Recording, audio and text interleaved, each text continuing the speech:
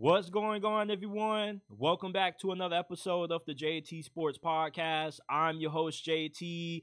Thursday night football, the Broncos roll into New Orleans, Sean Payton's homecoming, and absolutely destroy the Saints 33-10 on the night Drew Brees gets inducted into the Saints Ring of Honor.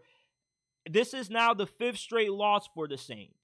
And it seems like that 2-0 start is going to be the only highlight that the Saints have from this season, because the book is all but written on Dennis Allen. This dude is going to get fired eventually, rather it be some point during this season or once this season ends. But things seem to be getting uglier for the Saints by the week. You already went into this game down numerous star players, no Derek Carr, your two top receivers are out. Two of your starters on the offensive line are out as well. But despite the injuries that the Saints had, there's no reason why Bo Nix and the Broncos offense should have been able to just drive up and down the field on the Saints defense. The Broncos offense is not that good to be looking the way they did tonight against Dennis Allen's defense. And anytime you specialize in a certain area of the football and that area is the worst side of the ball for your team, it's a sign that you're not a good head coach. And I know that it's hard to win with all of the injuries that the Saints have sustained over the last couple of weeks, but this loss tonight is a good reason to revoke Dennis Allen's key card access. He should be fired after this game, if he's not fired already, because this is an embarrassing loss to have. Even with injuries, you could have been able to keep this a one-possession game. Spencer Rattler, he didn't look that good tonight. He didn't look trash, but he didn't play good football regardless of what the stats showed. He looked like Derek Carr 2.0 out there. And then you put in Jake Haener, and he is able to engineer a touchdown drive for you with pretty much ease. How is it that it takes him all game to realize that Jake Haener probably should have been the starting quarterback? You know, it didn't really make a lot of sense that they started Spencer Rattler anyway when it looked like Jake Haener was their backup. Maybe they want to see if Spencer Rattler is their QB of the future, but at 2-5 now, you might as well just go ahead, mail in the season, and start tanking for a high draft pick next year, because you're not going to make it to the playoffs at 2-5. Your season has just went completely left. All the momentum that you have from that 2-0 start is gone.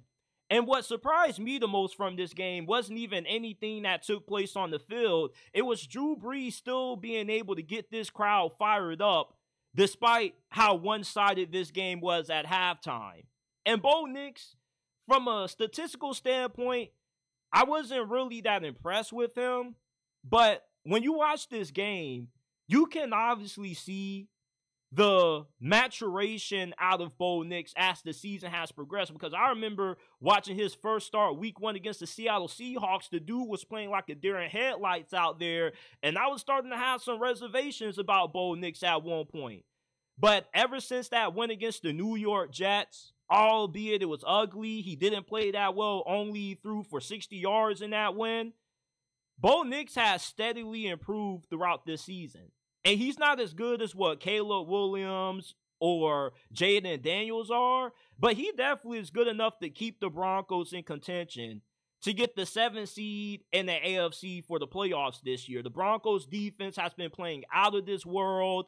Their offense still is a work in progress. I'm not impressed with their wide receivers. Courtland Sutton, he's a household name, but to me, you know, he's an above average wide receiver. Nothing great, but Sean Payton, I got a lot of trust in this dude as Denver's head coach. I've been going to bat for this dude for the last couple of months, and I'm glad to see that the Broncos are now above 500. They're 4-3, and with their upcoming schedule, yeah, it's going to get really difficult, but when your defense is playing this well and your rookie quarterback is starting to build confidence, this is the perfect opportunity for the Broncos to somewhat go on a little bit of a run, because the real football season starts around November. You want to be playing your best football entering the week of Thanksgiving. That's when the contenders and the pretenders start to separate themselves. And right now, we still don't really know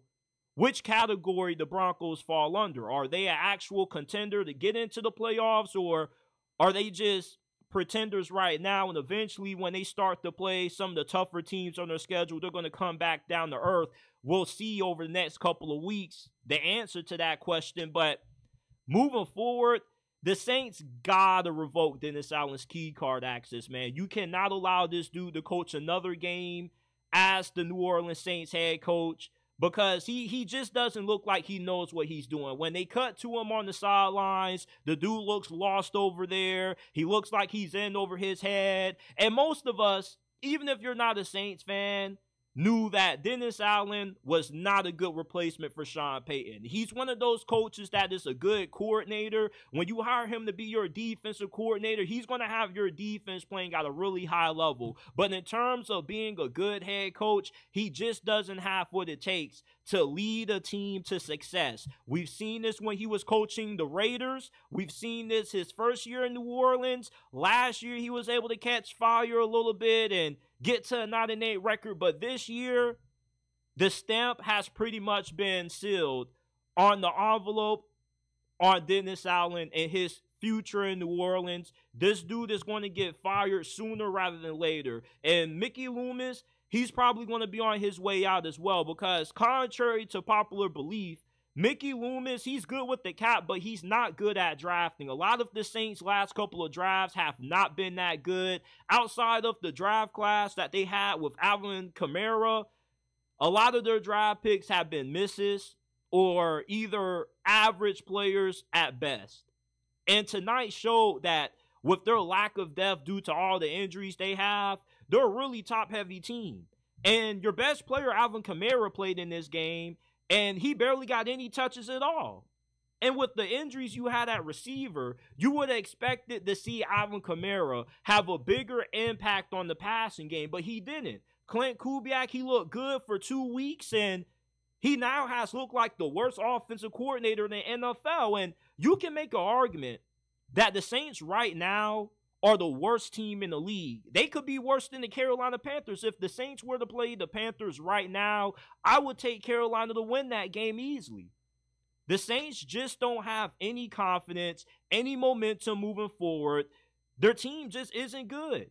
And even with injuries, defensively, you should have had a better performance tonight than what you did. Chase Young, this dude got pancaked on one play. Isn't this dude supposed to be like a former top 3 pick? This dude looks like a shell of himself. The Saints are just an atrocity right now.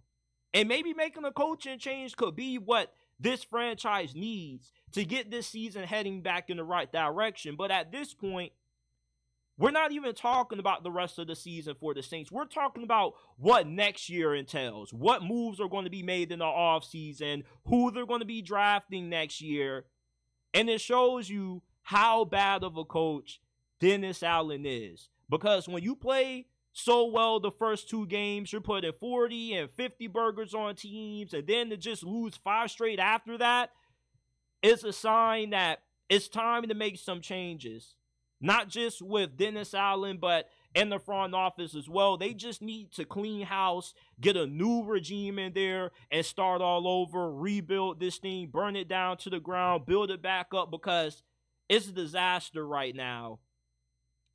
So give me your thoughts on tonight's beatdown by the Broncos. 33-10 is the final score. Down in the comment section down below. Were you surprised with how one-sided this game was? Because I definitely was. I was not expecting the Broncos to lay it on the Saints tonight. Even with their injuries, I thought this would be a pretty close game, because the Broncos offense isn't as good as what they look like tonight. And I doubt that they're going to be able to have another one of these games coming up, like against Kansas City, where they hang 30 on them.